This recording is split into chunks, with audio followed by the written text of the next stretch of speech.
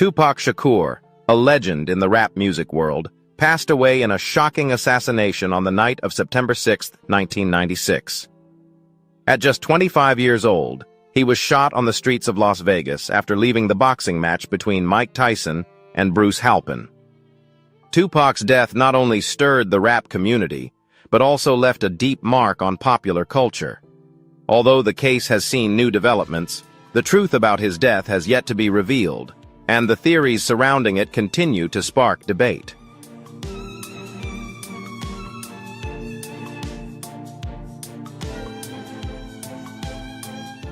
If you want to learn more about Tupac's mysterious death and the theories surrounding the case, don't forget to share the video, hit like, and subscribe to stay updated with the latest information. Leave your thoughts in the comments below, and let's discuss one of the most famous cases in music history.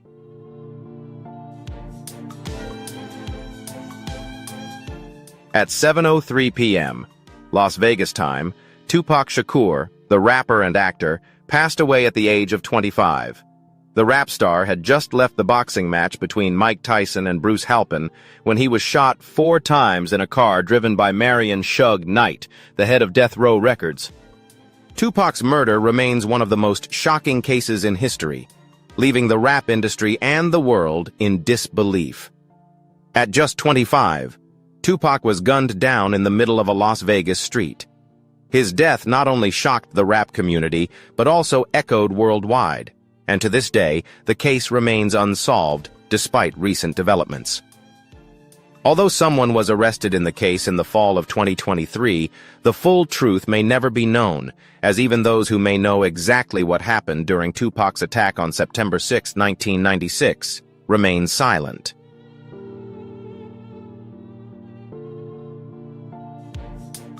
Tupac Shakur not only faced enemies within the rap industry, but also from the intense East Coast-West Coast gang rivalry in the United States. Part of this conflict involved clashes with other musicians within the industry. Tupac's death was the result of long-standing tensions between artists and gangs within the rap business, an industry fraught with controversy and hardship. These conflicts were not just personal issues but reflected complex political and social confrontations, especially as gangs and rival groups appeared not only in real life, but also in the music itself.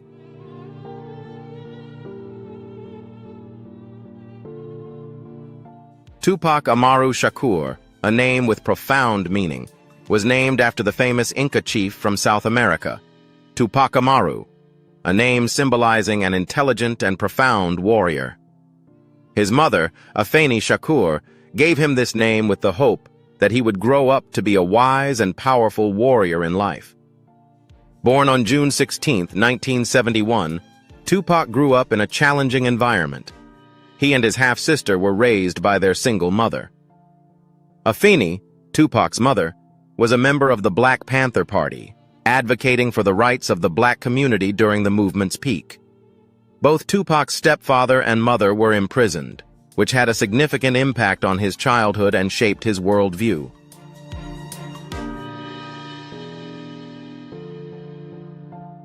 Despite growing up in poverty, Tupac had a unique childhood in Baltimore, which he described as the happiest time of his life. Here, he was exposed to a variety of artistic fields, including poetry, ballet, theater, and especially rap music. His high school placed a special emphasis on the arts, giving Tupac the opportunity to showcase his creativity. At the age of 17, Tupac shared his childhood experience for the first time in an interview, revealing that while he didn't always feel at ease, he loved everything he went through and the lessons he learned from it.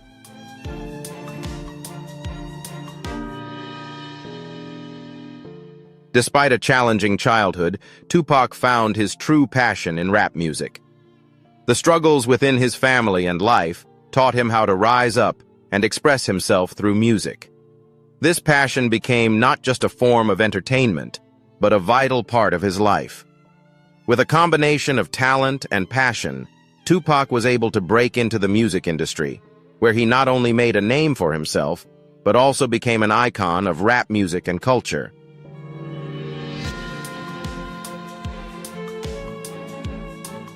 Tupac Shakur once shared that, if you grow up in happiness. It's easy to imagine life as a fairy tale, but his life was far from that. Although he received gifts during holidays in his childhood, it was hard to prepare for the challenges outside when you've never experienced hardship. Tupac grew up in a family with financial struggles and witnessed his mother fight through life's difficulties. Despite his tough childhood, Tupac cherished it because those hardships helped him grow and gave him a deeper understanding of life.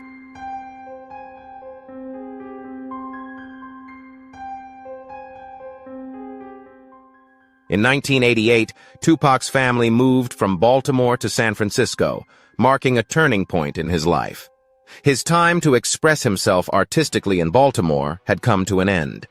The family faced harsh realities, and Tupac no longer saw a path to pursue his dream of attending college. Despite his desire to study, Tupac struggled with a lack of financial resources. His family lived in poverty, and at that time, his mother was battling a drug addiction. Their relationship began to suffer, and Tupac, despite his anger at his mother's addiction, started making money through drug dealing.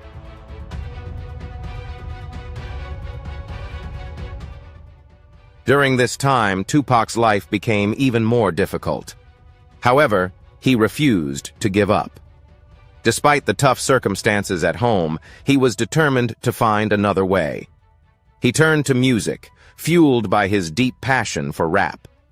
Music became his outlet for self-expression, and gradually, he built connections within the industry. Tupac began performing at local clubs, and he stood out on stage, capturing attention with his talent and unique charisma.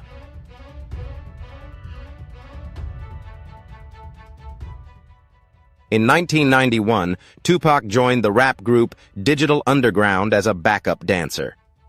Later, he was given the opportunity to rap on some of the group's tracks, slowly gaining attention. This marked a turning point that would launch Tupac as a standout rapper. He signed with Interscope Records and released his debut album in 1991, which was a huge success, catapulting him into the spotlight. This success wasn't just due to his music, but also his appearances in films. Tupac became more than just an artist. He evolved into a major brand, shaping pop culture in profound ways.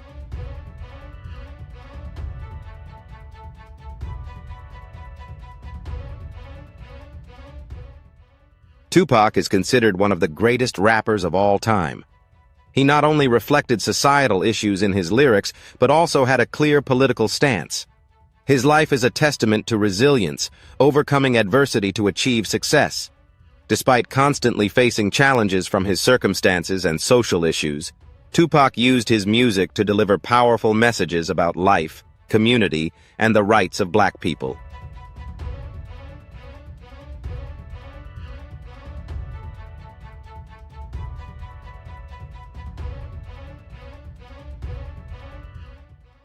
Tupac Shakur was not just a music icon, but also a vocal advocate for social issues, particularly within the Black community and among young rap fans. He captured the spirit of his time and made his stance clear in his songs, delivering powerful messages about injustice and racial discrimination. Tupac's music became a voice of resistance against social issues and inequality, forging a strong connection with the community. While some politicians, like Vice President Dan Quayle, failed to understand or relate to Tupac's art, these controversies only fueled his success. Despite the criticism, nearly all rap artists today draw inspiration from Tupac, whether consciously or not.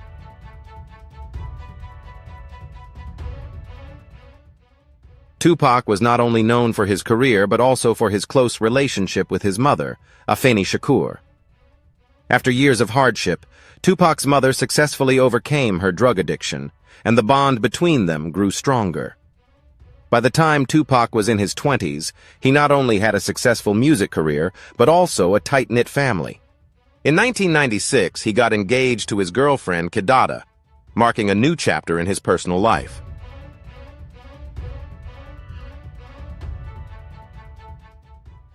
However, success was not everything for Tupac. He continued to face issues related to violence, something he had known since childhood. In 1992, a brawl broke out during a signing event at a festival. Tupac pulled out a gun but then dropped it to the ground. A stray bullet accidentally fired and struck a 6-year-old boy, leading to the child's death. Although Tupac was not directly responsible for the boy's death, he was still implicated and faced numerous lawsuits as a result.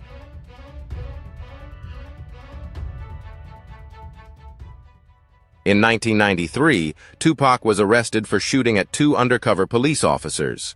The testimonies regarding the incident were conflicting, with some claiming Tupac acted in self-defense, while others asserted that he was the first to draw his weapon.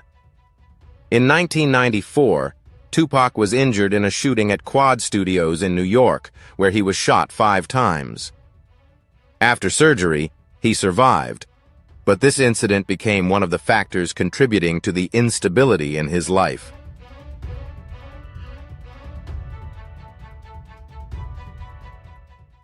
Before his assassination, Tupac had major conflicts with his colleague, the notorious Biggie Smalls. Tupac and Biggie were once friends, but their relationship soured after Tupac was attacked and severely injured in 1994. Tupac believed Biggie was one of the masterminds behind the shooting. The tension between them escalated when Tupac released songs that openly criticized Biggie. In 1995, Tupac was sentenced to prison for a sexual assault charge, but he was released on bail with a large bond paid by Shakur Knight, the head of Death Row Records.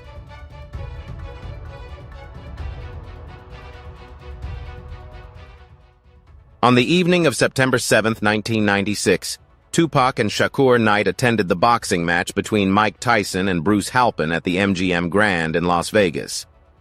After the fight, a brawl broke out in the building's lobby between Tupac and members of the Crips gang. A few minutes later, Tupac and Shakur Knight left the MGM Grand in their car, only to be shot at by a group of people from a white Cadillac. Tupac was hit by 4 bullets and seriously injured, while Shakur Knight only sustained minor injuries.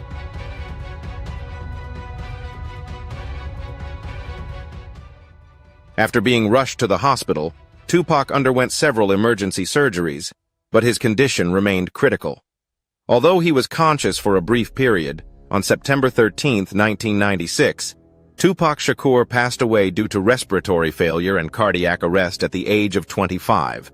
His death shocked the world, not only the hip-hop community, but also many people around the globe.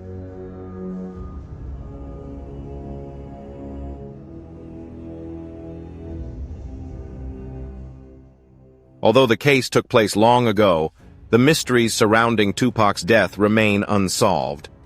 Conspiracy theories about his death continue to emerge, and the case remains one of the biggest cultural phenomena. Theories about the killer, the relationship between Tupac and Biggie, along with allegations of gang involvement, have remained hotly debated topics for years.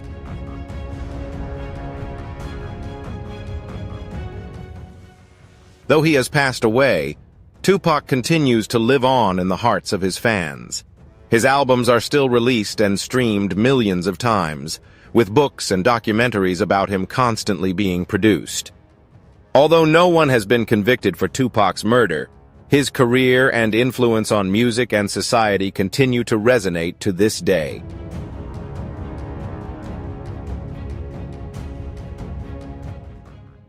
On the evening of September 7, 1996, Las Vegas witnessed a legendary boxing match between Mike Tyson and Bruce Halpin at the MGM Grand.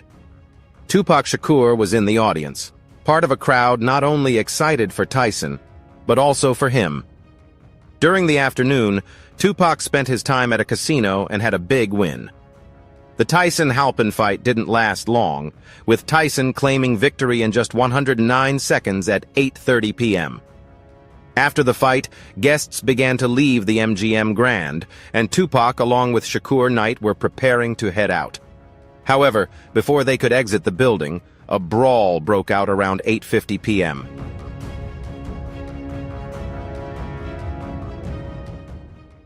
Tupac and Shakur Knight, along with their group, encountered members of the Southside Compton Crips right in the lobby of the MGM Grand.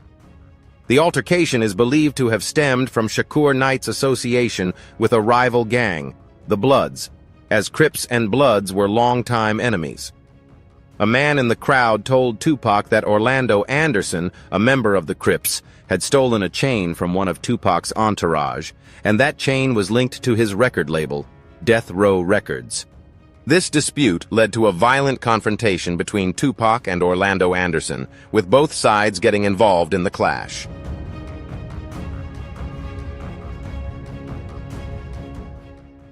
After the brawl, Tupac and Shakur Knight got in their car and drove back to the hotel where Tupac was staying with his girlfriend and cousin. While changing clothes, Tupac excitedly recounted the altercation with the Crips, claiming he fought like Mike Tyson in the boxing ring. The two of them then attended a party at the 662 Club, a venue owned by Shakur Knight. Tupac was scheduled to perform there that night, and although his bodyguard wanted to accompany him, he was stopped by Shakur Knight's guests. Tupac instructed his bodyguard to follow him in a separate car.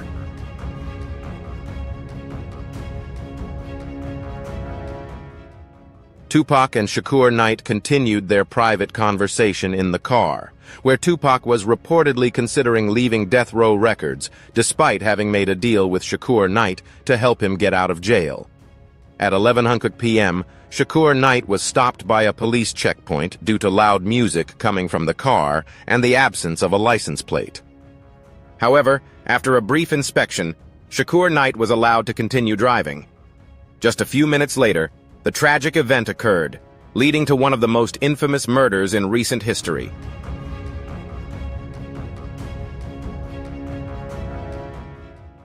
Around 11:15 p.m., as Tupac and Shakur Knight were driving through the streets of Las Vegas, their car stopped at a red light on Flamingo Road. A white Cadillac pulled up next to them, and someone in the Cadillac opened fire on Tupac and Shakur Knight.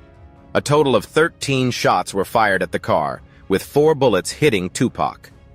2 bullets struck his chest, while Shakur Knight was lightly injured by shrapnel. The attack lasted only a few seconds, and the Cadillac quickly sped away.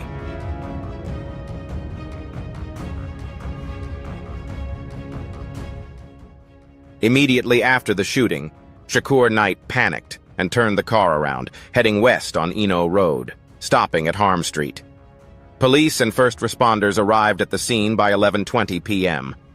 One of the officers recalled that when he opened the car door, Tupac, severely wounded and collapsed on the ground, was still conscious but in critical condition. The officer attempted to ask Tupac who had shot him, but Tupac could only manage to respond with, "Fuck you," before losing consciousness.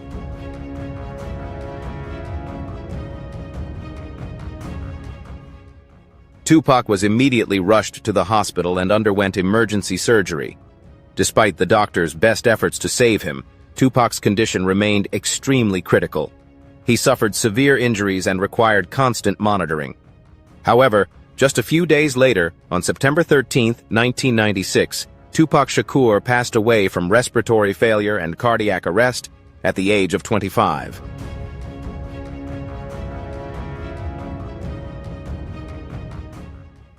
On the afternoon of September 8th, Tupac underwent a second surgery. Meanwhile, Shakur Knight was able to leave the hospital with minor injuries. In contrast, Tupac remained in critical condition and was placed in a medically induced coma. The doctors estimated he had a 50-50 chance of survival, a worrying prognosis for the rap star.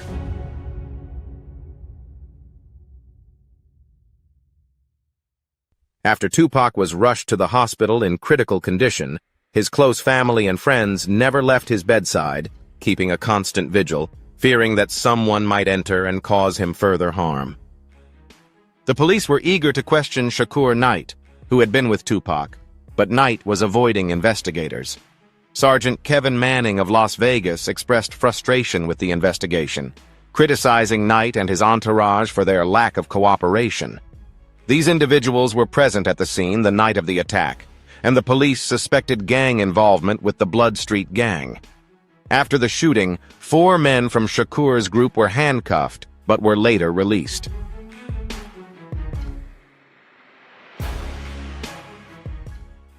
Just 5 days after Tupac's shooting, a member of Tupac's entourage, Yaki Gaddafi, was shot and killed while sitting in a car. Rumors spread that this murder might have been an act of retaliation for the attack on Tupac. Police and investigators continued to search for information, but the truth behind Gaddafi's death remains unclear. Yaki Gaddafi, Tupac's close friend and cousin, may have witnessed the attack on Tupac and even seen the shooter, but he never spoke to the police. By November 1996, Gaddafi was killed, but the exact circumstances of his death remain a mystery.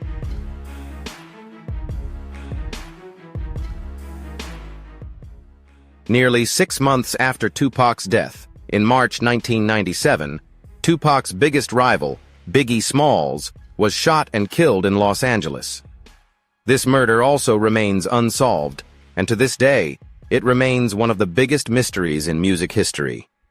Legends and speculations about a possible connection between Tupac's and Biggie's deaths still persist, with many believing that the murders of both artists could be linked. Conspiracy theories surrounding the truth behind these two deaths continue to be a topic of debate.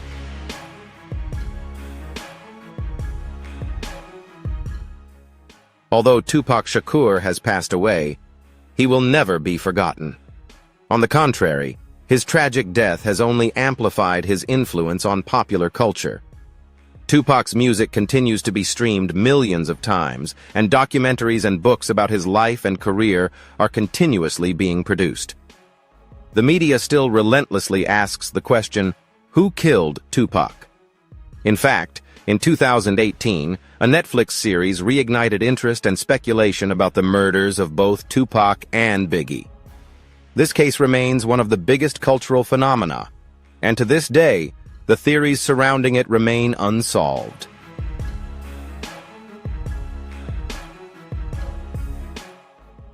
If you're intrigued by the story of Tupac Shakur and the mystery surrounding his death, don't forget to share this video with your friends, hit like, and subscribe to the channel so you don't miss any exciting upcoming videos.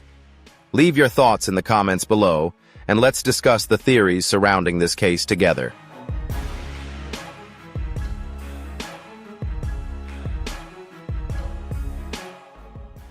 Tupac's murder remains one of the unanswered questions after 27 years.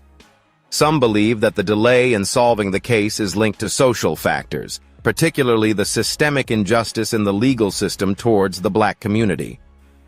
The theories surrounding the case, including connections between gangs, conflicts within the rap industry, and other factors, continue to be debated. Ultimately, despite changes in investigations, the truth behind Tupac's death remains uncovered.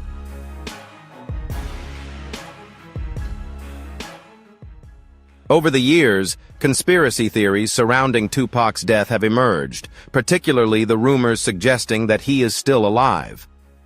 One of the individuals continuing to push this theory is Shakur Knight's son, who was with Tupac when he was shot. In 2019, he began sharing stories on Instagram, implying that the legendary rapper is still alive and making new music. These actions are clearly seen as a publicity stunt aimed at attracting attention and building a name in the music industry. Additionally, there have been reports of sightings of Tupac in various places after his death, further fueling these theories and rumors.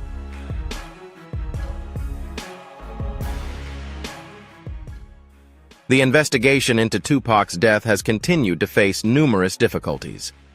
The Las Vegas and Los Angeles police have been repeatedly criticized for their inefficiency in handling the case. Meanwhile, a 2017 report revealed that the gun used to shoot Tupac was found in a backyard in Compton, Los Angeles, in 1998.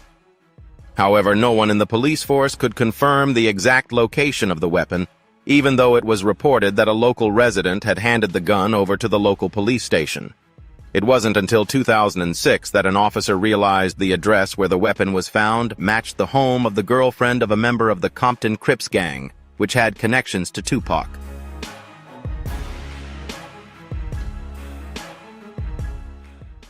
After the weapon was tested and confirmed to be the one used to kill Tupac, it was handed over to the Las Vegas police for further investigation.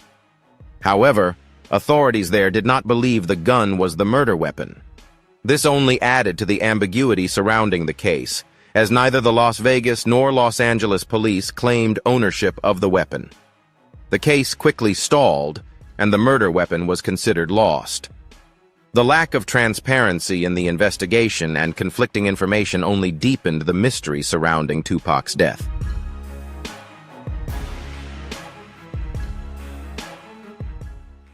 One major reason the case remains unsolved to this day is the socially tense environment of the 1990s.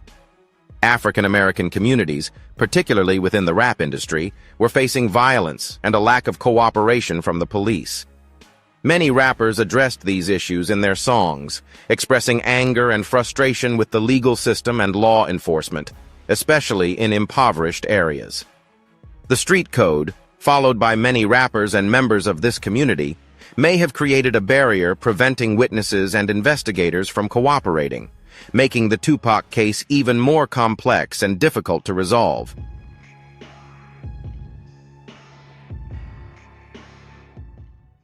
Although Tupac's murder remains unsolved, the case continues to be the subject of conspiracy theories and debate. While the public and investigators search for answers, the silence from those who may know the truth only deepens the mystery. Theories about the killer and the reasons behind Tupac's murder persist to this day. The biggest question remains: who really killed Tupac Shakur?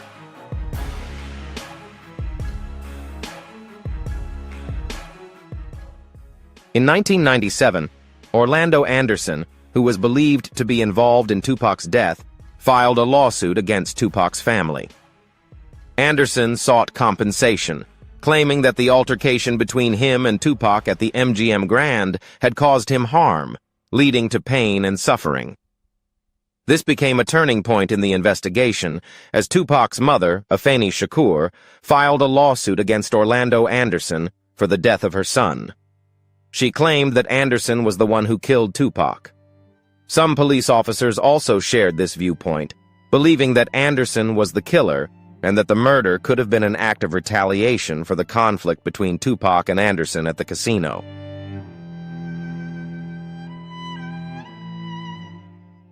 The relationship between Orlando Anderson and gangs, particularly the Compton Crips, raised significant doubts in this case. There were reports suggesting that the gun used to kill Tupac might be linked to members of this gang. One report pointed out that the weapon found after the murder matched a gun that Anderson was associated with. Despite this, Anderson always denied involvement in Tupac's killing. In a later interview, when asked if he was the one who killed Tupac, Anderson firmly denied it and provided no further information. However, Anderson didn't live long enough to prove his innocence.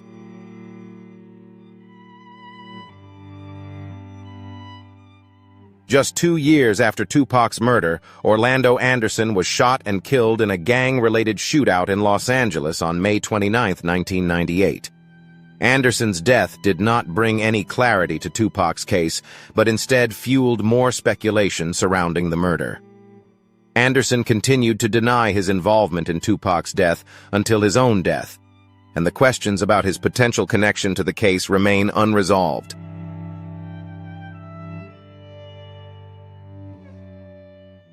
Tupac's murder remains one of the most mysterious and controversial cases in music history.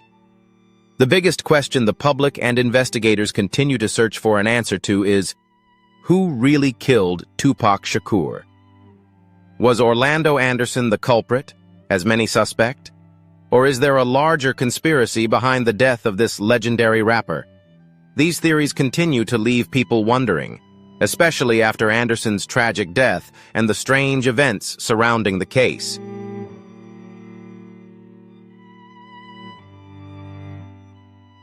In the mid-90s, Tupac Shakur and the notorious B.I.G., Biggie Smalls, were two of the biggest stars in the rap world, but they became fierce rivals, especially as they represented different record labels.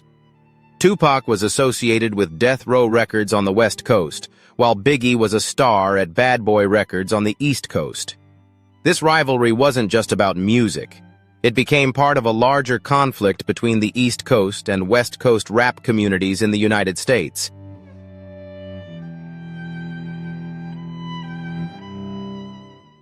Tupac and Biggie's relationship was initially quite friendly.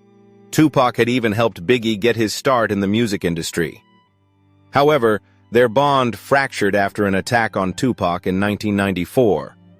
Following the incident, Tupac believed that Biggie and Puff Daddy, the mastermind behind Bad Boy Records, had a role in the attempt on his life. This fueled a deep animosity between the two rappers, partly expressed through diss tracks Tupac released, targeting Biggie and those associated with him.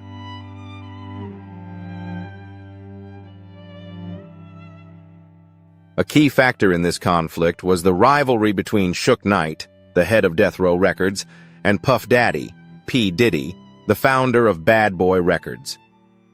As Biggie gained prominence with his debut album, Puff Daddy's influence in the industry grew, which made Suge Knight feel threatened.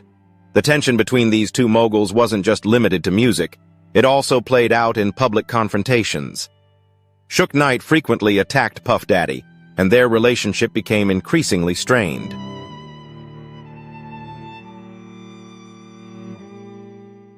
After one of their confrontations, Suge Knight's bodyguard was killed, and Suge Knight publicly accused Puff Daddy of ordering the murder.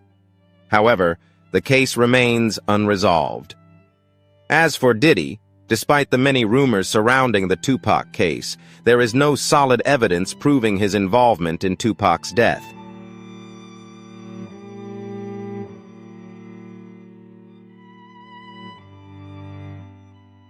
Tupac's death in 1996 and Biggie's death in 1997 set off a tragic chain of events in the rap industry. Both cases remain unsolved, with many theories and speculations surrounding the events. Some believe that the East Coast-West Coast rivalry, as well as the competition between Death Row and Bad Boy, were the main factors that led to these murders. In the final days of his life, Tupac continued to accuse Biggie and Puff Daddy of being potentially involved in his death. This fueled many theories suggesting that Biggie was Tupac's target in the ongoing music and street war between rival gangs.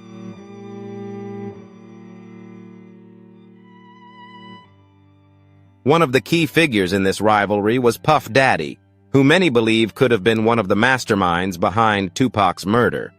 As Biggie's mentor, Puff Daddy would have had a vested interest in eliminating a powerful rival like Tupac.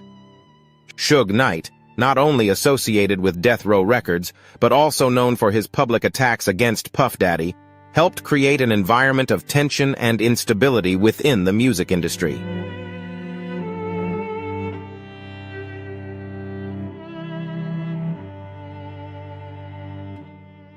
Despite numerous theories and speculations surrounding Tupac's murder, the truth behind those responsible for his death remains an unsolved mystery.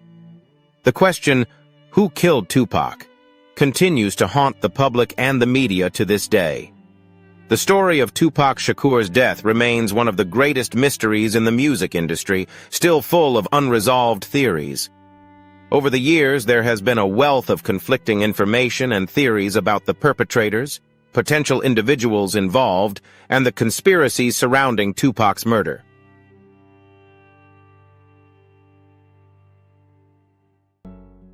One popular theory is that P. Diddy, also known as Puff Daddy, may have paid members of the Crips gang to carry out Tupac's murder. According to this theory, after a fight at a casino between Tupac and Orlando Anderson, P. Diddy allegedly put a bounty on the head of anyone from the rival record label. However, this is just a rumor, and P. Diddy has remained silent when questioned about it. He neither confirmed nor denied the accusations.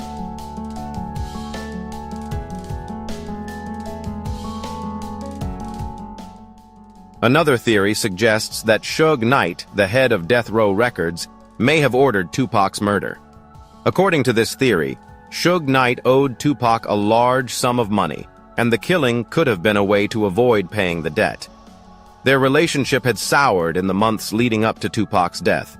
Notably, despite being shot alongside Tupac, Suge Knight was not seriously injured.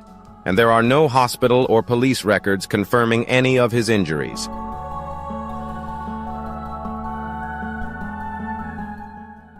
Orlando Anderson, a member of the Crips gang, is one of the main suspects in Tupac's murder. After the altercation at the casino, many believe Anderson carried out the shooting as revenge for a stolen necklace from a member of Death Row Records. A man named Keffe D. Dwayne Davis, who claimed to have been in the car when the shots were fired at Tupac, stated that his nephew, Orlando Anderson, was the one who shot Tupac. Keffe D. recounted that, according to his account, the gunshots came from the back of the car, where Orlando Anderson was sitting.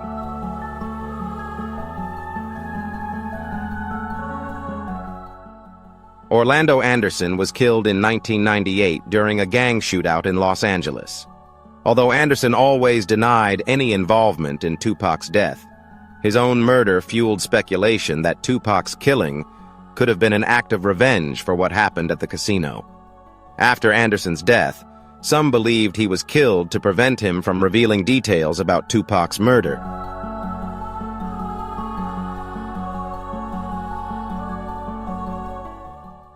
Despite the many suspicions and theories surrounding Tupac's death, the case remains unsolved.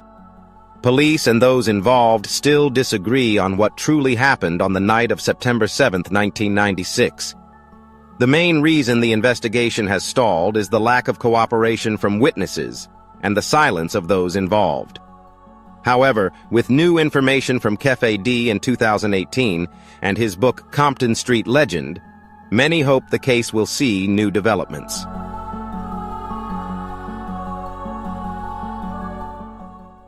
Tupac Shakur's death remains a major unsolved mystery. Investigations continue, with new witnesses and theories emerging. However, one thing is clear: Tupac will never be forgotten. He remains a music icon, and his death has become a significant part of pop culture.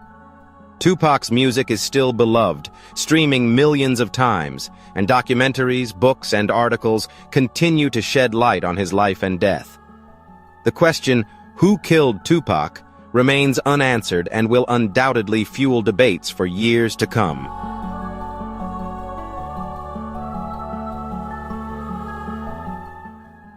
Davis was arrested in September 2023 after police searched his wife's home and seized multiple electronic devices, including computers and hard drives containing information related to Tupac's murder. While Davis's arrest made headlines, many still believe that Keffe D. may not be the only perpetrator. The police continue to investigate, and several theories suggest that P. Diddy could have ordered Tupac's murder by paying members of the Crips gang.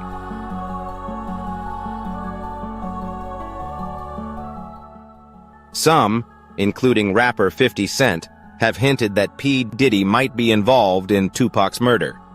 50 Cent posted Tupac's final photo with Suge Knight on Instagram, with a sarcastic caption suggesting that P. Diddy could be behind the assassination. This theory isn't new. In 2008, Keffe D. also claimed that P. Diddy had ordered him to kill both Tupac and Suge Knight, though there is no clear evidence to support this.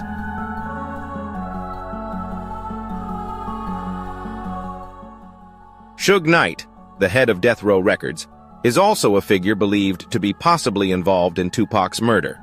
Knight had been linked to numerous cases and violence in the music industry. However, after Tupac's assassination, Knight strangely survived without serious injuries, which further complicated the investigation. From prison, Suge Knight made puzzling statements, asserting that he had nothing bad to say about Orlando Anderson, whom he believed was not the one who shot Tupac.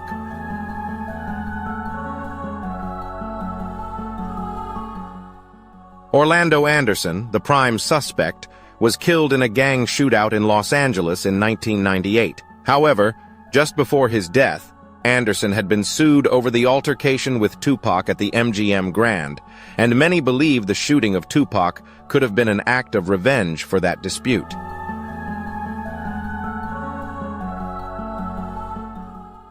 With Keffe D's arrest, the Tupac murder case is seeing new developments. Despite numerous statements from people in the industry, there is no concrete evidence to pinpoint exactly who masterminded the killing.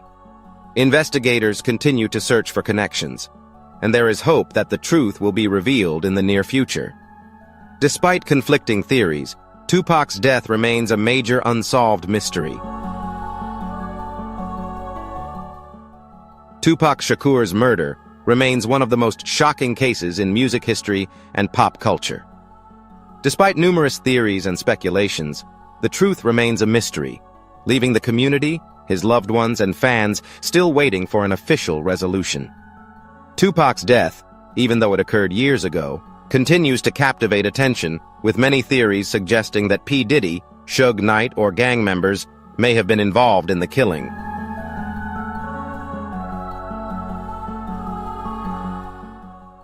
This story makes many reflect on what truly happened on the night of September 7, 1996, and the unanswered mysteries. Despite the conspiracy theories and speculations, the case remains unresolved, and it may take years to reach a conclusion. Tupac, a music and cultural icon, will never be forgotten. Though he left us at the age of 25, his music and influence continue to live on in the hearts of his fans. The question of the truth behind his death still lingers, and perhaps, until the remaining witnesses are ready to speak the truth, this case will remain an unsolved story.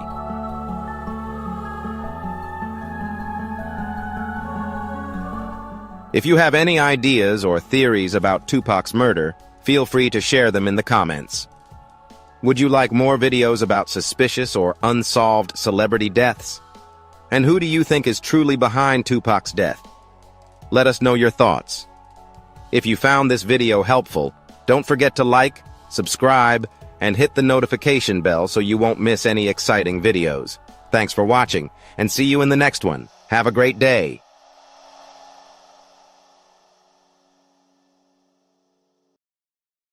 Welcome back to the channel.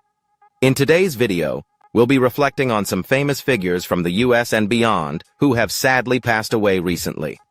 This is a time to remember and honor the legacies they've left behind. Before we dive in, please show your support by liking this video. It helps us keep bringing you meaningful content. Thank you so much. And now, drop a comment with the number 1 to join us as we explore today's main topic.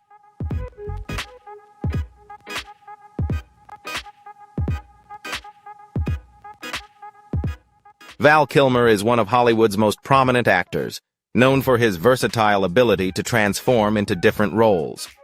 Born on December 31, 1959 in Los Angeles, California, Val Kilmer began his career at a young age. He studied at the Juilliard School, where he honed his acting talent. Kilmer first rose to fame in the 1980s, with roles in films like Top Gun, 1986, where he played Iceman, the rival of Tom Cruise's Maverick. This role garnered global attention. He then went on to star in several iconic films, such as The Doors, 1991, where he portrayed Jim Morrison, the legendary lead singer of The Doors, and Tombstone, 1993, where he played Doc Holliday.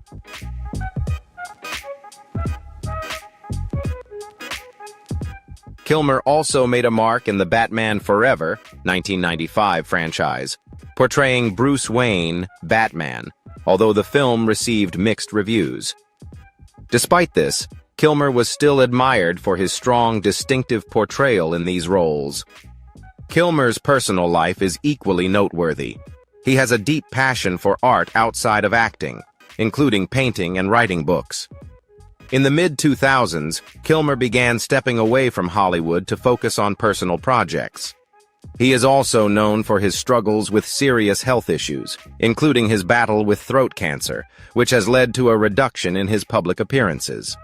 Though he has faced numerous challenges in life, Val Kilmer remains an icon of talent and a respected actor in the film industry.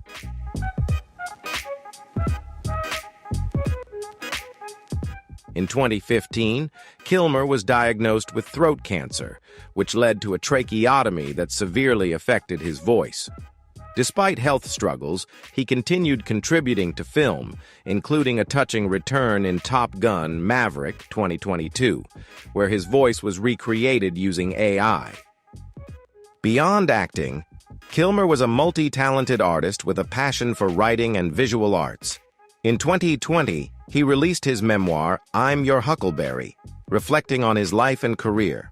A year later, the acclaimed documentary Val offered a deeper look into his personal journey and artistic legacy. Val Kilmer passed away on April 1, 2025 in Los Angeles from pneumonia. He was 65.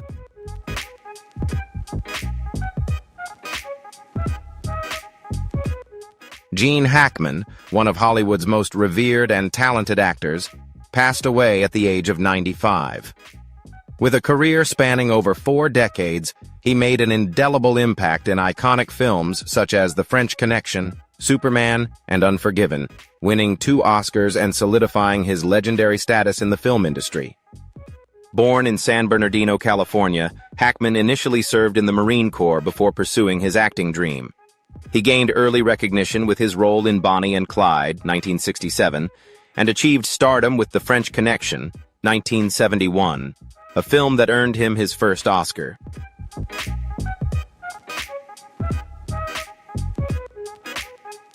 Hackman continued to showcase his incredible talent with unforgettable roles, such as the villainous Lex Luthor in Superman, 1978, a tough FBI agent in Mississippi Burning, 1988, and a ruthless sheriff in Unforgiven, 1992, a performance that earned him his second Oscar.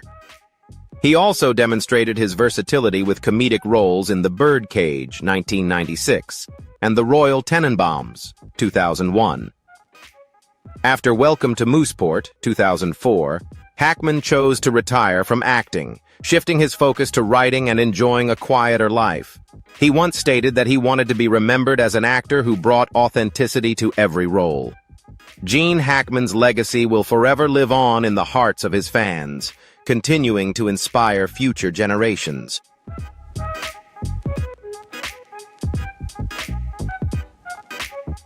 Peter Marshall, the iconic host of Hollywood Squares, passed away at the age of 98. He hosted the beloved game show from 1966 to 1980, with over 5,000 episodes aired, earning him a place as one of the most recognizable faces on American television. Born Ralph Pierre LaMarshall in Huntington, West Virginia, his career spanned decades. He started as a teenage announcer for NBC, served in World War II, and later performed in a comedy duo with Tommy Nan. In addition, he made appearances on The Ed Sullivan Show and acted in films throughout the 1950s and 1960s.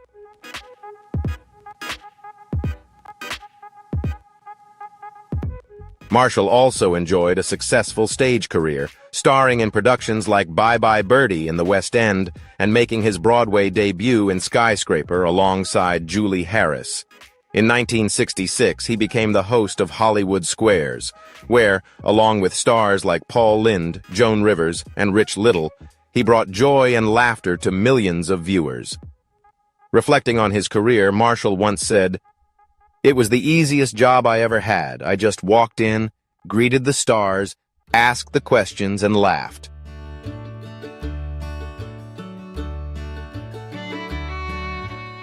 After leaving Hollywood Squares, Peter Marshall continued to entertain with shows like All-Star Blitz and Yahtzee, while still nurturing his love for the stage.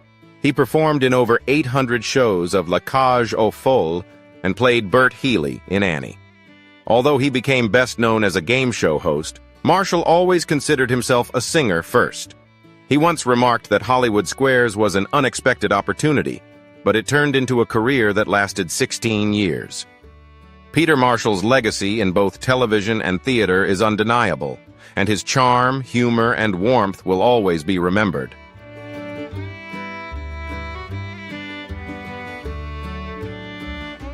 Pamela Bach, the actress best known for Knight Rider and Baywatch, has passed away at the age of 62. She was married to David Hasselhoff from 1989 to 2006 and had 2 daughters, Taylor and Haley. Her family expressed profound sorrow at her passing, with a representative of David Hasselhoff saying, "We are deeply saddened by Pamela's passing and appreciate the love and support from everyone during this time." Pamela was deeply devoted to her children and grandchildren, cherishing the moments spent with them.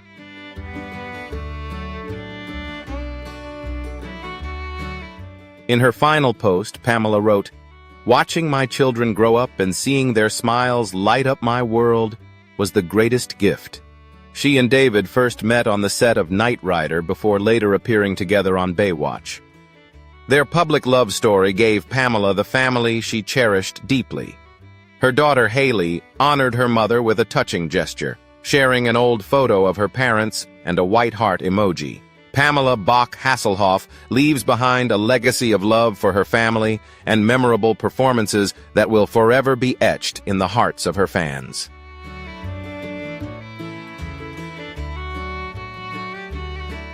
Ron Hale, a seasoned actor beloved for his roles in Ryan's Hope and General Hospital, passed away at the age of 78. His long and successful career made him a staple in the world of soap operas. He portrayed Dr. Roger Serid on Ryan's Hope from 1975 to 1989, appearing throughout the entire series. Later, he played Mike Corbin, the father of Sonny Corinthos, on General Hospital from 1995 to 2010, and also made appearances in the spin-off Port Charles. His contributions to daytime television will be remembered fondly by fans and colleagues alike.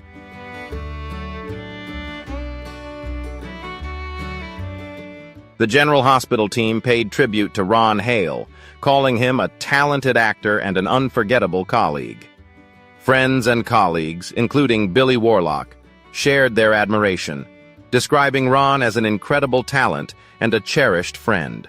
Ron Hale began his acting career in 1968 and earned multiple Daytime Emmy nominations for his role on Ryan's Hope in 1979 and 1980. His legacy will forever be remembered through his memorable performances and his unwavering dedication to the arts.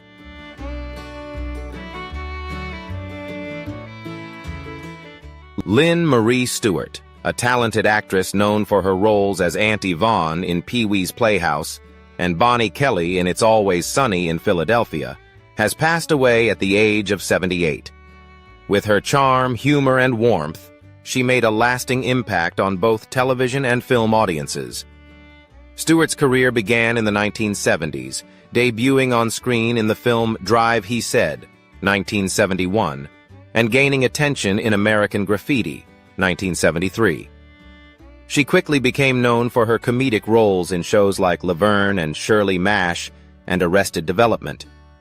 However, her role as Auntie Vaughn in Pee-wee's Playhouse, 1986 and 1990, solidified her place in pop culture, where she portrayed one of the most beloved characters in the puppet world alongside her co-star Paul Reubens, with whom she worked in the Groundlings comedy troupe.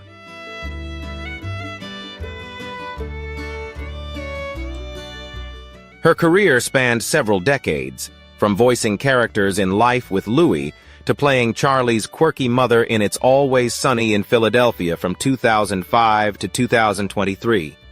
She continued to contribute to the profession, completing her final film just months before her passing.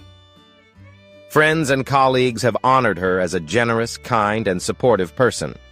Stars like Maya Rudolph, Mary Elizabeth Ellis, and Drew Powell have expressed their admiration for Stewart's talent and character.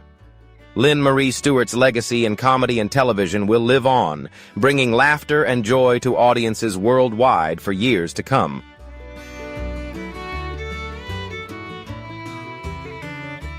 Catherine Crosby, an actress who gained fame in the 1950s, passed away at the age of 90, leaving behind a remarkable legacy in film, family, and storytelling. Born in Texas, she launched her Hollywood career with notable roles in films like Mr. Corey, 1957, Gunman's Walk, 1958, and The Big Circus, 1959. Her graceful beauty and talent quickly won over audiences, making her a beloved figure in classic cinema. In 1957, Catherine married the legendary musician Bing Crosby, and together they created a home filled with love and joy. They had 3 children, Harry, Mary, and Nathaniel, and Catherine frequently appeared with her husband in Christmas specials, sharing warmth and memorable moments with viewers.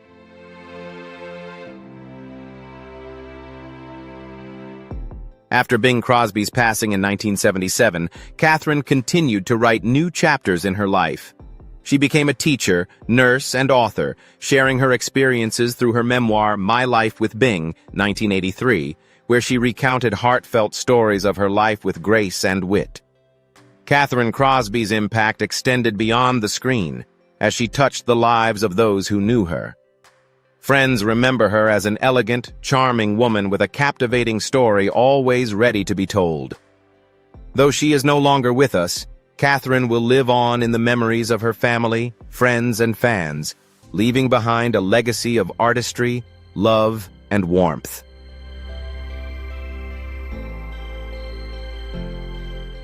Goldie Hawn was born on November 21, 1945 in Washington, D.C., and from a young age, she exhibited a deep passion for the performing arts. With the encouragement of her parents, she began studying ballet at just 3 years old, quickly demonstrating her natural talent. As a teenager, Goldie continued to hone her craft, participating in local plays and developing her comedic skills, a quality that would eventually win her global acclaim. Her years of experience on smaller stages not only provided invaluable practice, but also helped build her confidence in front of an audience. Whether in ballet classes or exploring other stage arts, Goldie always embodied resilience and an unrelenting drive to succeed.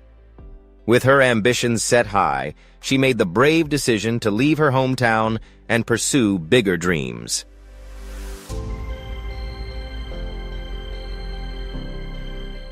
In her late teens, Goldie moved to New York City, fully embracing its vibrant arts scene. She started her career as a go-go dancer, refining her stage presence and performance skills. Her spontaneous performances during these early gigs helped her gain the confidence to develop her unique style, mixing witty one-liners with her bright personality and captivating acting abilities.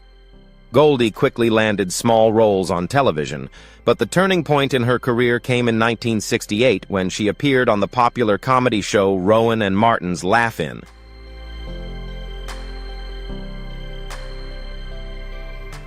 With her natural charm, bubbly spirit, and versatility, Goldie won over audiences in just one night.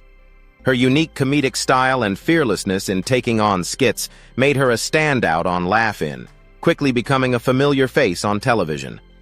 The immense success of the show served as a pivotal stepping stone, opening doors for Goldie Hawn to transition into the film industry, where she would go on to become a beloved movie star.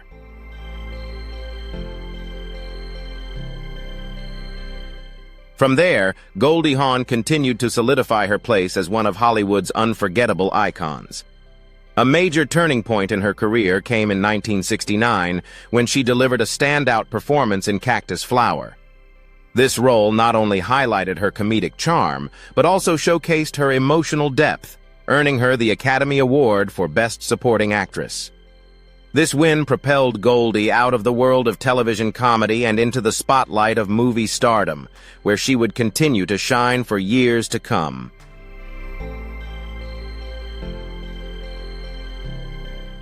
Throughout the 1970s, Goldie Hawn continued to captivate audiences with films such as There's a Girl in My Soup and Butterflies Are Free, proving that her comedic talent was matched by her ability to portray vulnerability and compassion. Her fresh, vibrant style earned her a unique place in Hollywood, making her both alluring and relatable. This blend of qualities quickly caught the attention of filmmakers who recognized her creative courage and allowed her to expand her acting range across various genres.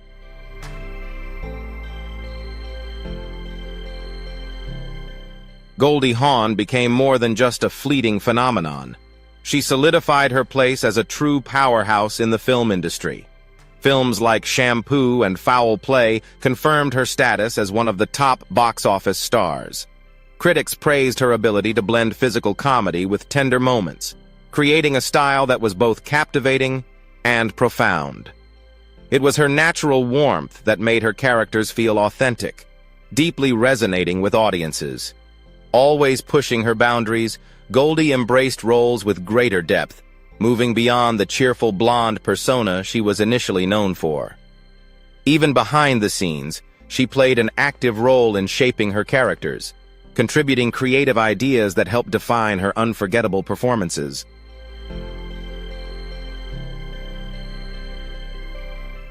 Despite being renowned for her comedic roles, Goldie Hawn always sought out new scripts, never shying away from stepping outside her comfort zone to explore the full range of acting. Even with her dazzling career, she faced many challenges, including the pressures of the entertainment industry, a hectic lifestyle, and demanding work schedules that often left her feeling exhausted. Additionally, the intense media scrutiny took a toll on her, sometimes leading to anxiety and self-doubt. Yet, through it all, Goldie continued to push forward, finding strength in her resilience and love for her craft.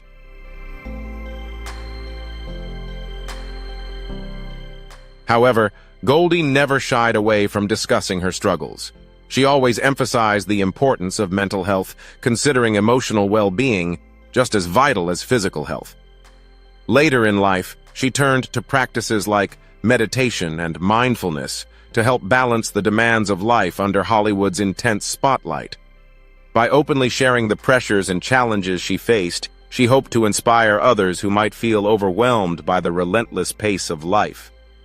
These experiences ultimately helped Goldie become stronger and more resilient, allowing her to grow not only in her career but also in her personal life, all while staying committed to valuing both her physical and mental health.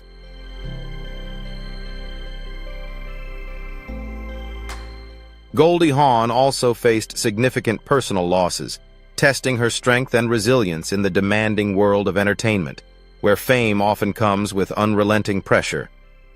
There were times when she had to say goodbye to loved ones, companions, and mentors who had been with her throughout her career. Despite the constant pain, Goldie chose not to hide it. She openly shared her grief in interviews, inspiring many with her powerful spirit. Instead of allowing loss to define her, she transformed her pain into empathy, a trait that was clearly reflected in the charitable work she embraced. Her sincerity and optimistic personality allowed her to connect deeply with fans, who appreciated her authenticity more than the glamorous image she portrayed on screen.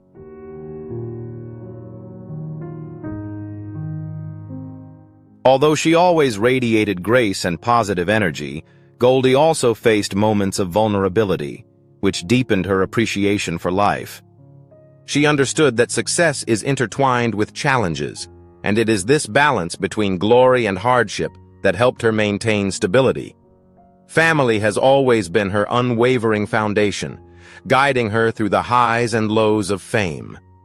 Her strong relationship with her parents, Laura and Edward, reminded her that love holds more value than fame. As a devoted mother, she poured her heart into supporting her children through the pressures of the spotlight.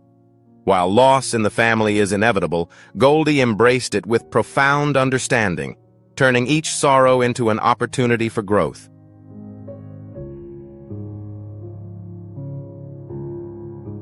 In addition to emotional challenges, Goldie also openly addressed the pressure women in Hollywood face regarding their appearance. She had moments of insecurity about her looks, particularly in an industry that often prioritizes youth. However, rather than pursuing unrealistic beauty standards, Goldie embraced a more balanced approach, focusing on both physical and mental health. By prioritizing overall well-being, she set an example for others to value inner strength and self-care over societal expectations.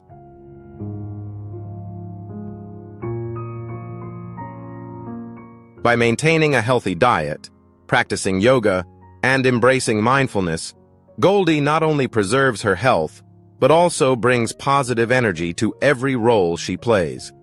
Her life philosophy is evident not just in her brilliant acting career, but also in her optimism, adaptability, and resilience in overcoming life's challenges. For Goldie, true happiness doesn't stem from fame or appearance, but from the harmony between mind and body. This balance has been the source of strength that has allowed her to shine consistently for decades, becoming an enduring source of inspiration for generations to come.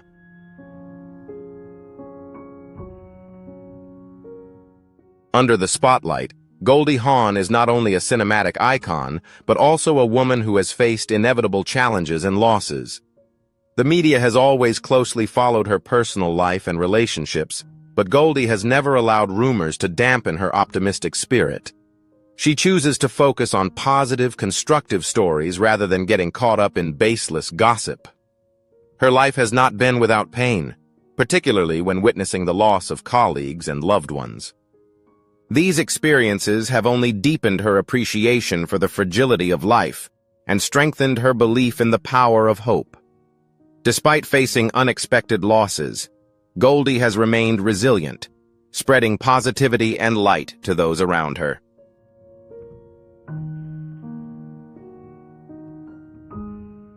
These experiences have motivated Goldie to dedicate more time to charity work, especially programs that support mental and physical health.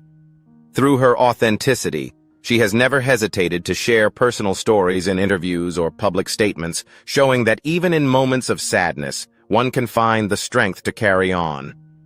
This openness has allowed her to build a deep connection with her fans, who not only admire her talent, but also value the honesty and compassion she consistently demonstrates.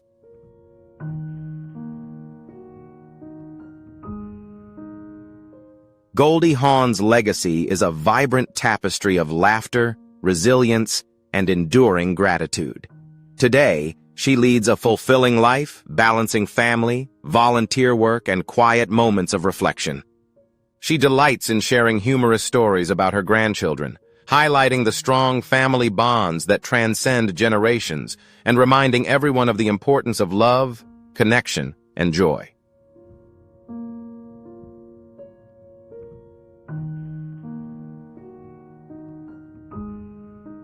The charity foundation Goldie founded continues to thrive, offering transformative educational programs that make a real difference in the lives of many children.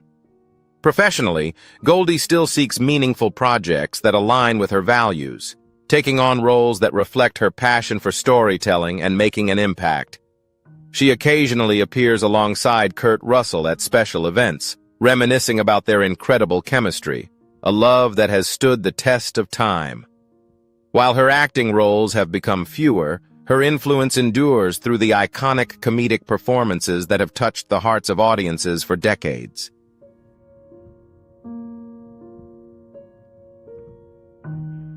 Dwayne Wiggins, a talented guitarist, Grammy-nominated singer, and co-founder of the band Tony, passed away at the age of 64 after a long battle with bladder cancer. The band announced the heartbreaking news on March 7th, sharing that Dwayne passed away surrounded by family and loved ones. Despite his illness, Wiggins remained dedicated to his family, music, and community. A skilled guitarist, producer, songwriter, and mentor, he played a pivotal role in shaping the careers of many young artists. His legacy in the music industry will continue to inspire generations to come.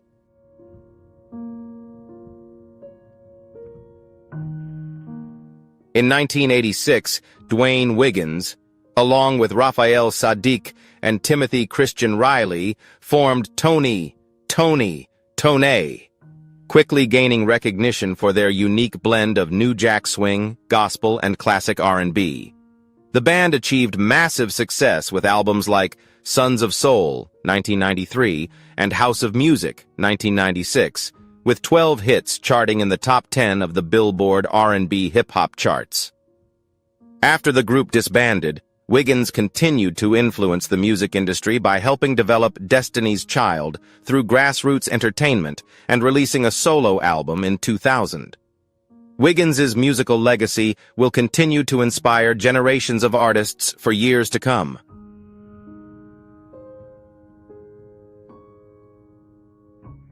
John Amos, the Emmy-nominated actor best known for his role as James Evans in Good Times, passed away at the age of 84.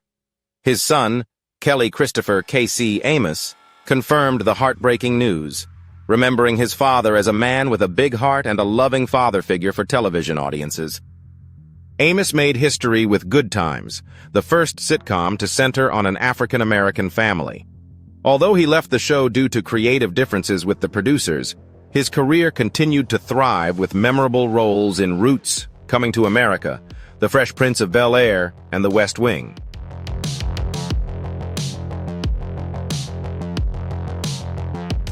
Amos also went on to work in shows like The District, Men in Trees, and The Righteous Gemstones. Before achieving fame as an actor, he was a professional football player, having played for the Denver Broncos and Kansas City Chiefs. However, he soon realized his true passion was acting.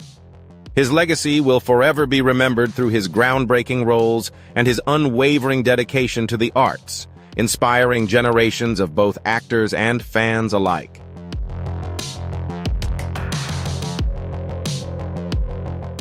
Angie Stone, a legendary singer and songwriter, passed away at the age of 63. A pioneering figure in both hip-hop and R&B, she left an indelible mark on the music industry over several decades. Stone began her career as a founding member of the all-female hip-hop group The Sequence, known for their hit Funk You Up in 1979. In the 1990s, she transitioned to R&B, achieving success with her solo album Black Diamond, 1999, and the hit single No More Rain, In This Cloud. Her album Mahogany Soul, 2001, further solidified her place in the industry.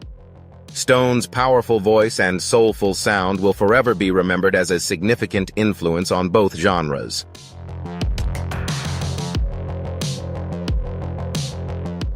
In addition to her successful solo career, Angie Stone was a talented songwriter who collaborated with artists like D'Angelo, Alicia Keys, and Lenny Kravitz.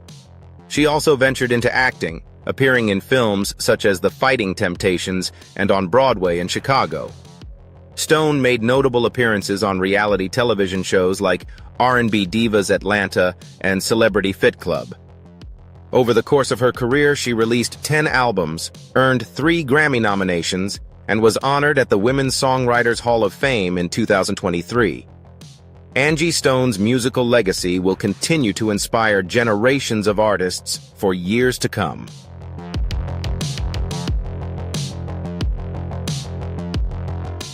Obion Defo, the actor best known for his role as Wells on Dawson's Creek, passed away at the age of 51. His sister Kim and Dio confirmed the heartbreaking news, remembering him as a beloved brother who was always a shining light in their family. Obi was an acting major at Yale University and had an impressive career, with roles in The West Wing, Star Trek, Voyager, Stargate SG-1, and The Jamie Foxx Show. On Dawson's Creek, he portrayed Joey Potter's brother-in-law, played by Katie Holmes, from 1998 to 2002. After his passing, actress Mary Margaret Humes, who played Gail Leary on Dawson's Creek, paid tribute to Obi, calling him a shining light and a sweet warrior.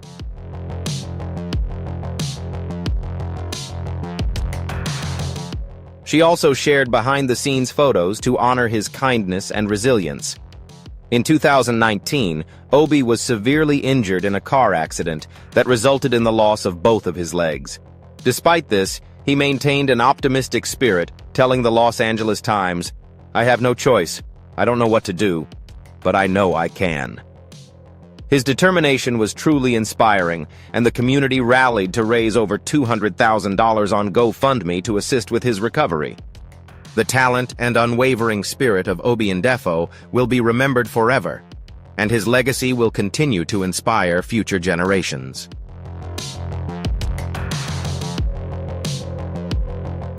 James Darren, an actor and singer famously known as a teen idol in the 1950s, passed away at the age of 88. His career, spanning decades, left a significant mark in film, television, and music.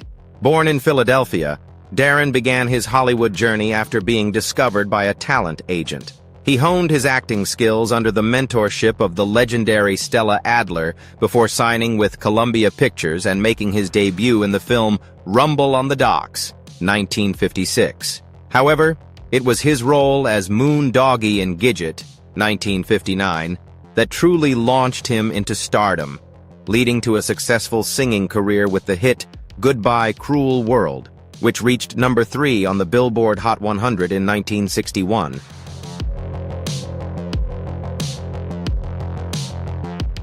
Darren continued to star in films such as Gidget Goes Hawaiian, 1961, Gidget Goes to Rome, 1963, and The Guns of Navarone in the 1970s. He also made appearances in various television shows before landing the leading role in T.J. Hooker, 1983 to 1986, alongside William Shatner. Later in his career, he transitioned into directing episodes of Melrose Place, Beverly Hills 90210, and Walker, Texas Ranger. In the late 1990s, Darren left a memorable mark as Vic Fontaine, a romantic singer, on Star Trek Deep Space Nine. His artistic legacy will forever be cherished and honored by audiences around the world.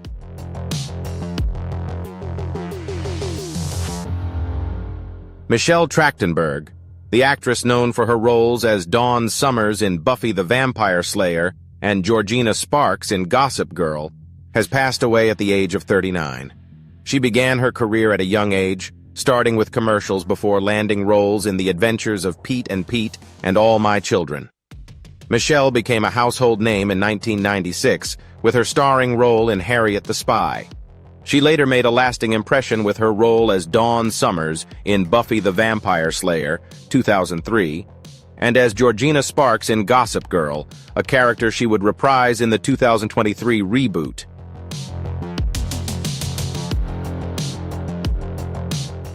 In addition to her television roles, Michelle also appeared in films such as Eurotrip, 17 Again, and Ice Princess, showcasing her versatility across various film genres.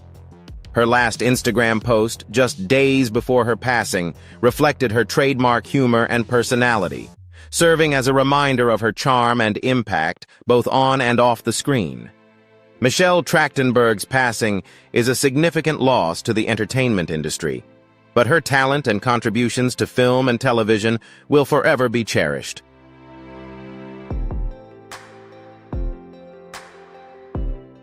Roberta Flack, the legendary singer known for hits like Killing Me Softly with his song and The First Time Ever I Saw Your Face, passed away at the age of 88. As an icon of R&B and soul, she left an indelible mark on the music industry with timeless songs and an emotionally charged style. During the 1970s, Flack dominated the charts with 3 consecutive hits, becoming the first solo artist to win the Grammy's Record of the Year award 2 years in a row. Her duets with Donny Hathaway, Peabo Bryson, and Maxi Priest also became iconic tracks, solidifying her place in music history. In addition to being a talented singer, Flack was an educator and a pioneer in advocating for women in music.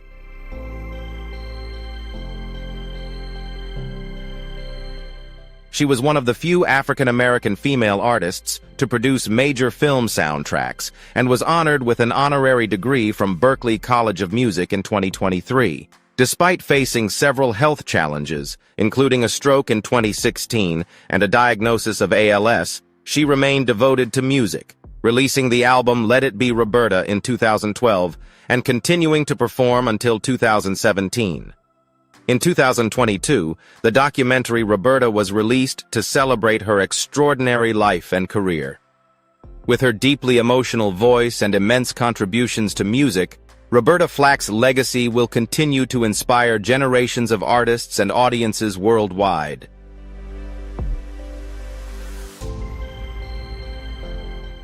Eduardo Zoll, the talented designer best known for his work on Extreme Makeover, Home Edition, passed away at the age of 58. His passion for creativity and design left an indelible mark on the television industry and the lives of the families he helped. Before gaining fame with Extreme Makeover, Zoll had a career in acting and music.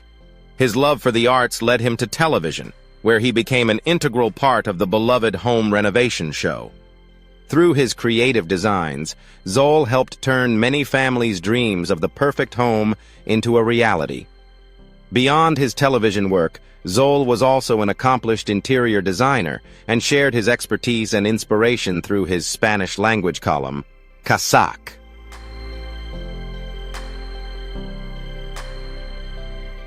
He not only created beautiful spaces, but also brought warmth and hope to those in need. Xol's designs seamlessly blended aesthetics with functionality, transforming every house into a true home.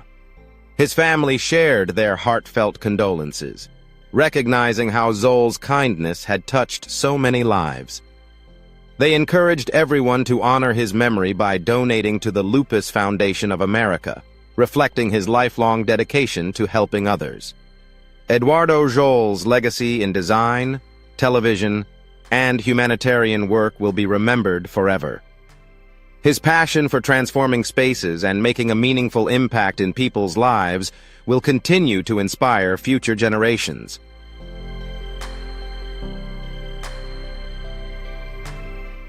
Don't forget to hit like if you're surprised by these celebrities, and make sure to subscribe to stay updated with the latest shocking news from the world of Hollywood.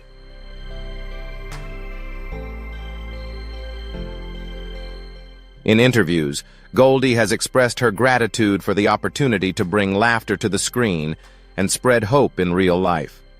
With her bright spirit, she showcases a fulfilling life, balancing health, love, dedication, and creativity, always embracing the beauty of each new day.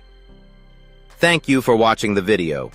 If you enjoyed this content, don't forget to like, share, and subscribe to the channel so you won't miss out on more interesting stories. See you in the next videos.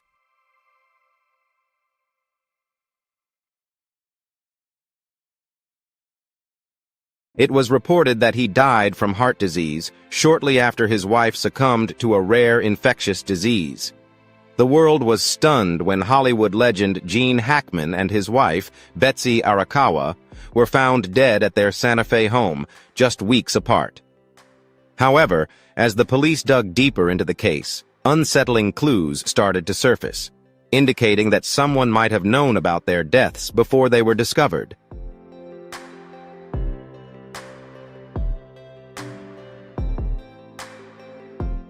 It was reported that he died from heart disease after his wife passed away from a rare infectious disease. The world was stunned when Hollywood icon Gene Hackman and his wife Betsy Arakawa were found dead at their home in Santa Fe, just weeks apart. As the police delved deeper into the investigation, strange signs began to emerge, suggesting that someone might have known about their deaths before they were discovered.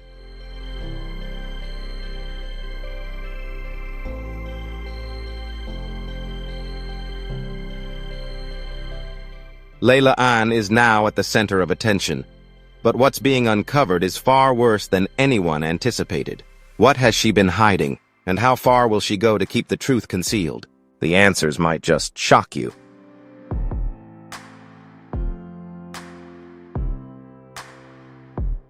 The shocking deaths of actor Gene Hackman and his wife were discovered inside their home in Santa Fe on Wednesday, after a concerned neighbor called the police.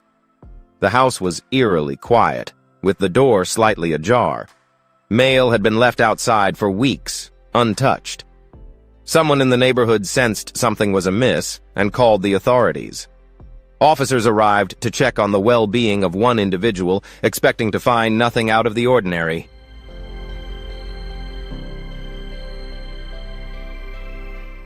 Inside, the scene was incredibly strange. Gene Hackman's body was discovered near the kitchen, slumped in an unnatural position. He hadn't touched the sunglasses that lay beside him, as though they had simply fallen from his hands. Betsy Arakawa's body was found in the bathroom, with medications scattered across the counter. The sink had dried, leaving a thin film behind. There was no blood, no signs of a struggle, and no visible breakage. Just an unsettling, quiet scene that raised more questions than answers.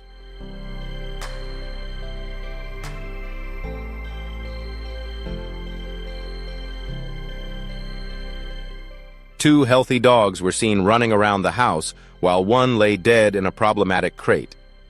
The bodies of the deceased dogs were not fresh.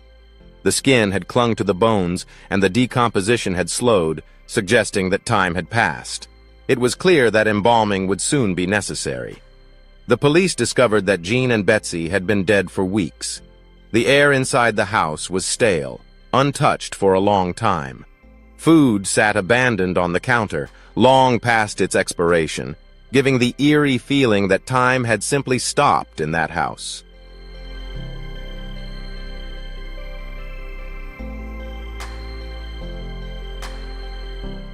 The police had one chilling question to ask.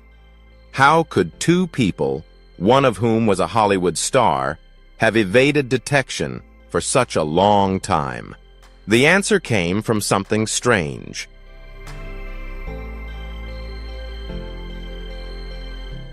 Gene Hackman's pacemaker recorded the final action it performed, and this critical piece of information was closely examined by investigators, revealing a new layer to the mystery. It seemed that Gene may have passed away on February 17th. If that were true, the house had been silent for at least 9 days, with no emergency calls, no activity, and no one entering the house. However, there was still something off. Why was Betsy found in a different room? If Jean had been unconscious, why didn't she call for help? And if she had still been alive after his death, the list of unanswered questions only grew longer.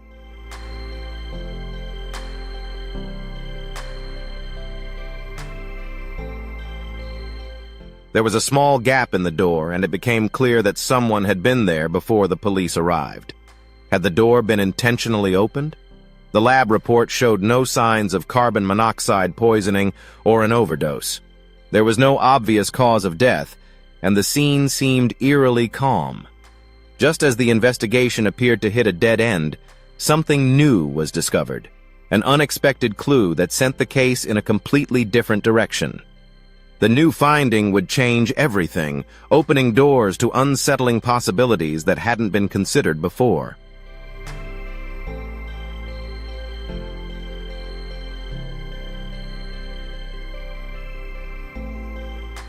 Their records revealed that Gene Hackman's house had been under surveillance. Someone had been monitoring the property for weeks before his death. Motion was recorded by the security cameras, and strange events were logged on the phone. GPS tracking data showed unusual patterns leading up to the police's arrival. It seemed that someone knew what had happened. As the investigation deepened, the digital trail led straight to an unexpected person, Gene Hackman's daughter.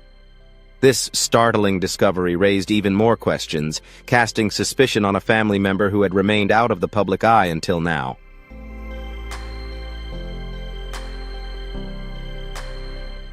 The investigation quickly shifted its focus. The evidence didn't match what Gene Hackman's daughter had claimed.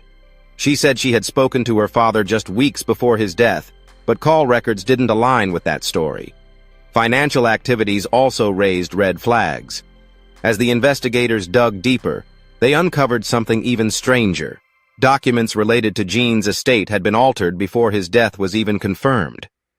Someone had tried to take control of his assets before the authorities had even been alerted to his passing.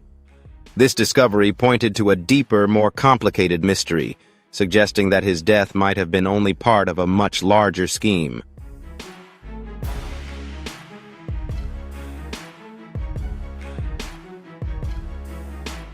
There is strong evidence suggesting that things were not going well with the case. Was Gene Hackman's death truly an accident, or had someone been planning something dark long before he was found? The 24-hour surveillance program on the timeline of his death, when the police reviewed Gene Hackman's pacemaker data, marked a major turning point in the case before it quieted down.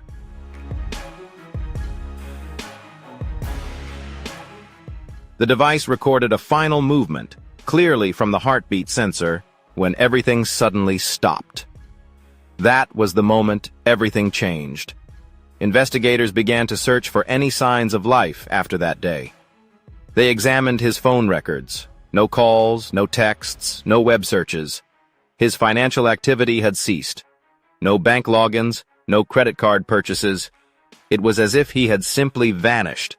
This absence of activity raised even more questions, leading the investigators to wonder if someone had been involved in making his disappearance appear as if he had just disappeared without a trace.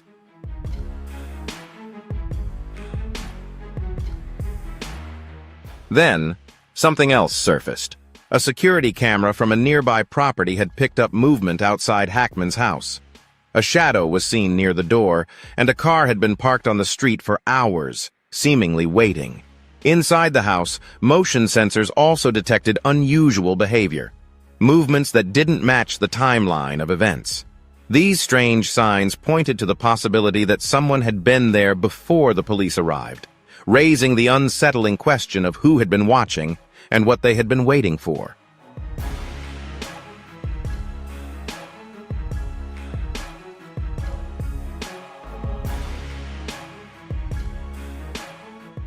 At times, the front door remained closed, despite witnesses claiming to have seen it open.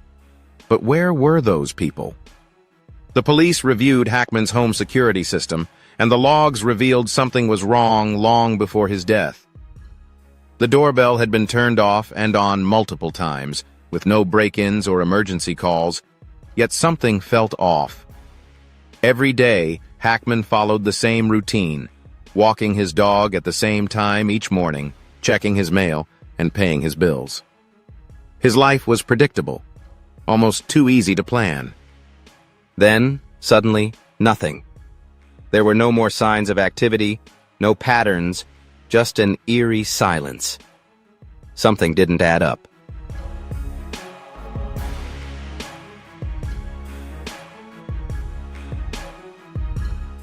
The police dug deeper and found his last digital traces, his final text, his last web search, and his most recent call to someone.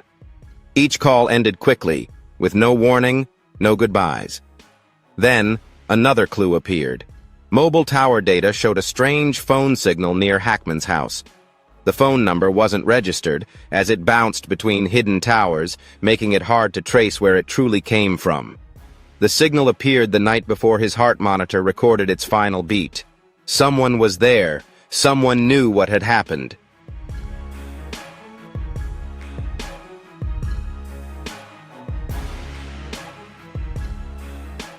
Betsy should have called for help if Hackman had health issues, but there were no calls. Why didn't she leave the house if she was still alive after he died? Why didn't she tell anyone?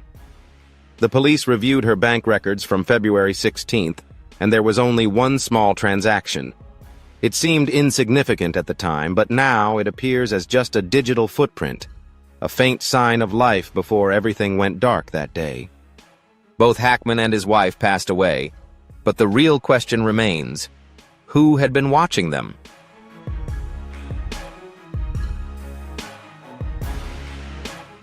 Although the detectives were initially focused on someone who could have entered the house to steal something, they soon shifted their attention. The tracking records raised new questions, prompting them to seek the truth behind what had been hidden. The involvement of his daughter, Leslie Ann Hackman, was now under scrutiny. At first, the focus had been on the strange timeline, the surveillance video, and the data from the heart monitor. But as the investigation progressed, they uncovered something that would change the entire course of the case, revealing deeper layers that no one had anticipated.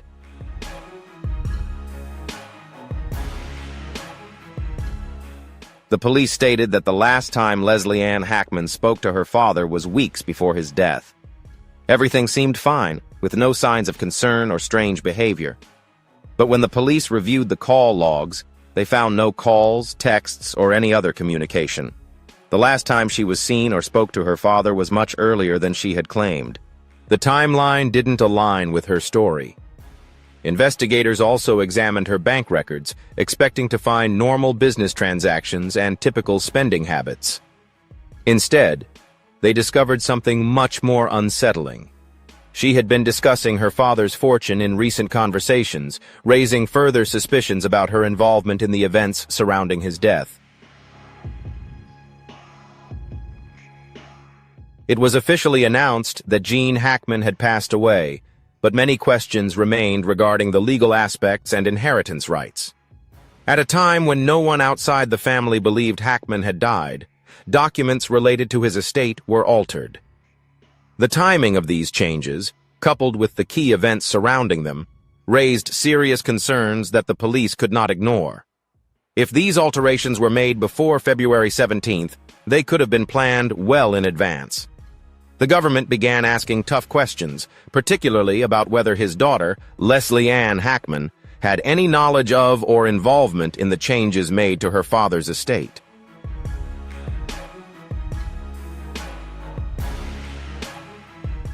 The daughter, when confronted with contradictions in her testimony, became defensive. She couldn't explain why there were no records of the calls she claimed to have made. Moreover, she couldn't account for the financial transactions linked to her name. Another unsettling discovery was that Hackman's estate had been discussed with a lawyer at the exact time his pacemaker recorded its final movement. Yet no one had publicly acknowledged his death at that moment. What do you think about the contradictions in her testimony and the strange financial transactions linked to Hackman's daughter? Share your thoughts in the comments, and don't forget to like, share, and subscribe to stay updated on more captivating cases ahead.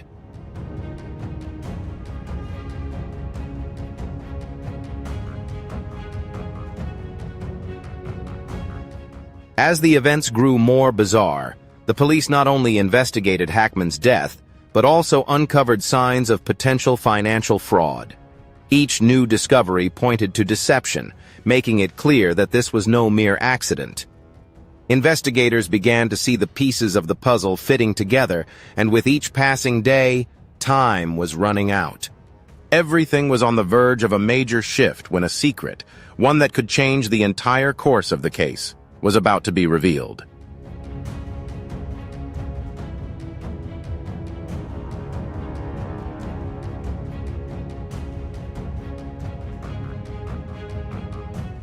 When the autopsy report came back, the police remained tight-lipped, offering no answers to the growing questions but instead providing additional details about the condition of Hackman and Betsy Arakawa's bodies. Hackman's body showed no signs of injury, no swelling, broken bones, or scars. Similarly, Betsy's body revealed no signs of a struggle or criminal activity. Initially, the theory that they had been poisoned by carbon monoxide was ruled out, as no evidence of gas leaks or any other potential causes of death.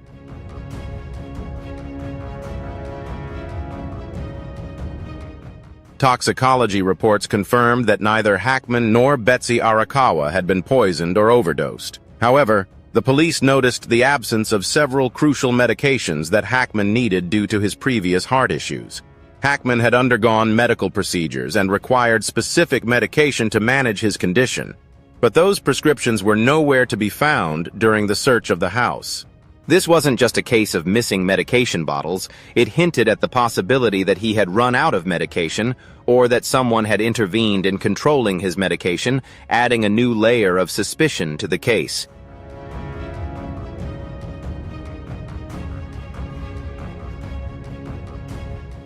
Hackman's medication should have shown evidence that he had taken more, but there were no pills to be found. There should have been extra medication in the house if he had stopped taking them, yet none remained. It seemed as though the medication had been deliberately removed. Investigators began to entertain a chilling possibility. What if Hackman's death wasn't caused by something external, but by something far more covert? Perhaps someone had ensured that he never received the medical help he needed. Whether through intentional attack or careless neglect, the consequences could have been fatal.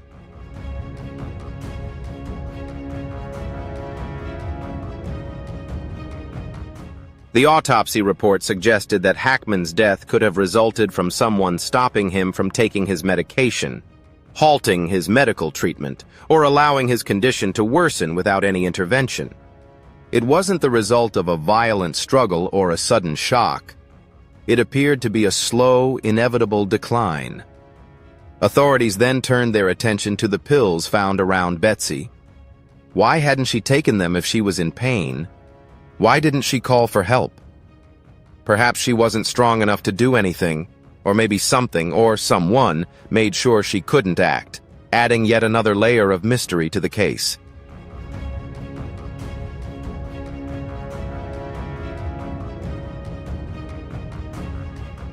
Everything shifted when the medication went missing, revealing a clear intention. It suggested that the deaths were not accidental, but part of a carefully planned action. The police were no longer just investigating a tragic death.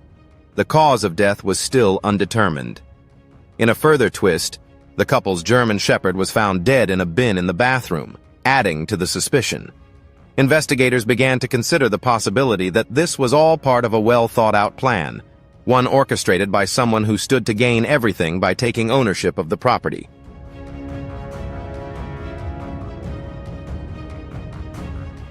The litigation began almost immediately, and the battle for Gene Hackman's estate was underway. His wealth, accumulated over decades of success in Hollywood, was now caught up in a web of lawsuits. Even before his death, investigators had uncovered suspicious activity surrounding his assets. However, when they reviewed his will, they were truly shocked. There were blank pages, and crucial information had been altered before Hackman was officially declared dead. It was clear someone had tampered with the documents, and it wasn't long before Leslie Ann Hackman's name appeared throughout the records. She had been suspiciously curious about her father's wealth long before his body was discovered.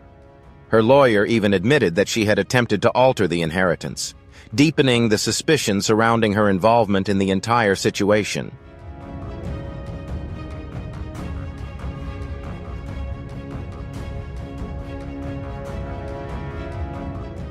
The documents revealed something Leslie Ann Hackman wasn't supposed to have done.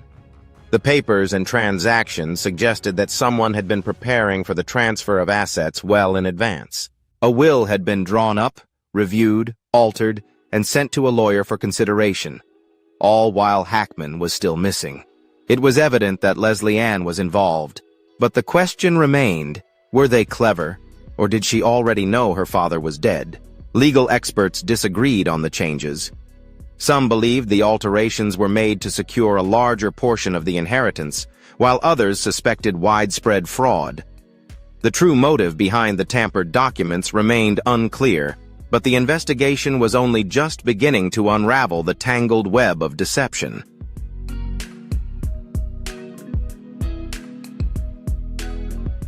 If Leslie Ann had been preparing for her father's death, what else had she been preparing for? The legal battle intensified as missing pages were discovered, and financial issues along with inheritance claims were brought to light at the most inconvenient time. Prosecutors began to build a case, following a clear trail of money that seemed to lead straight to Leslie Ann. This wasn't just a matter of estate rights, it was about lies, greed, and how far someone would go to claim wealth. As the case moved to court, Leslie Ann Hackman was about to face a verdict she never saw coming.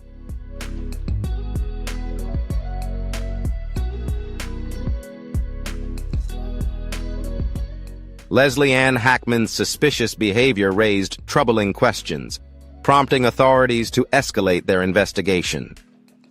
With 24-hour surveillance in place, they uncovered unsettling truths. Current research was primarily focused on Leslie Ann, as too many red flags had been raised by her involvement in the real estate battle. The police were determined to get to the bottom of it, so they kept a constant watch on her, tracking every move, every phone call, email, and financial transaction. What they found made them feel sick, uncovering details that pointed to a much darker reality than anyone had anticipated.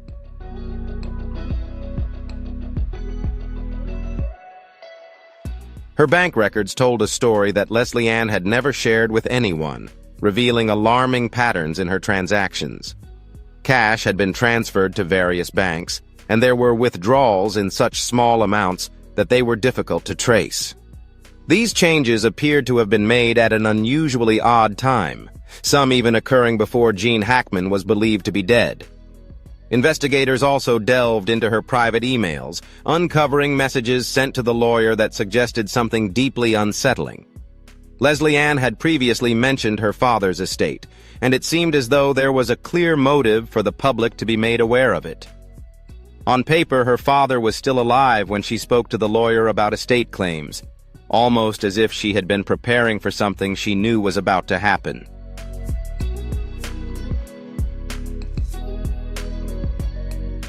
Even more disturbing information came to light through phone records. The timeline revealed that Leslie Ann had been in contact with financial experts, transferring assets and pushing legal proceedings while everyone still believed Gene Hackman was alive. Her actions only made sense if she was certain her father was no longer involved. The bank payments with no